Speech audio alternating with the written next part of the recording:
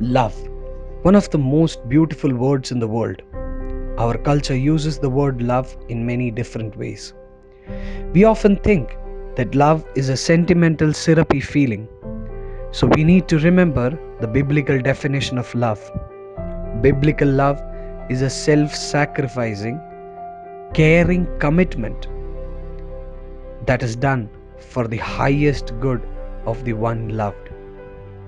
It is a commitment, thus, it may be commanded.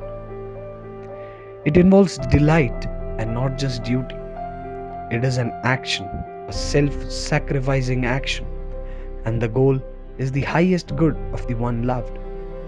The question is, why should we love?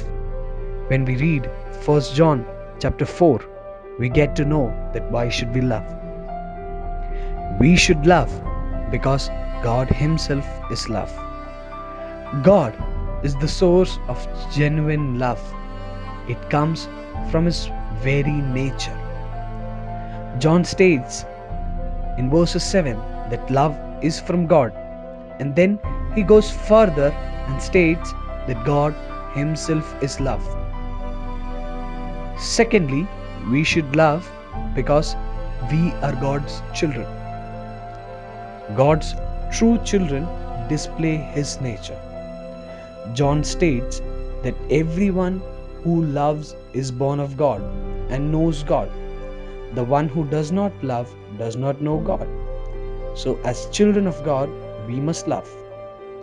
Thirdly, because we are born again in His image. God showed His love by sending His Son so that we may live.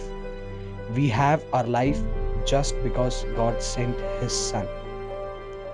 John's point here seems to be that as God's born again children, we are here to exhibit His great love.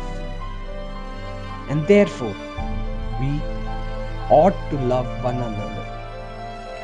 Ought implies obligation or commandment. We must love others or we are being disobedient to God. If everyone were easy to love, we wouldn't need this powerful example of God's love. The world loves those that love them, but Jesus commands us to love our enemies in Matthew chapter 5 verses 43 to 47. Most of us will never have to go through that kind of ordeal that Jesus Christ went through. But if God so loved us, shouldn't we work at loving one another in our homes, in our schools, in our colleges, in our churches, even when it is difficult?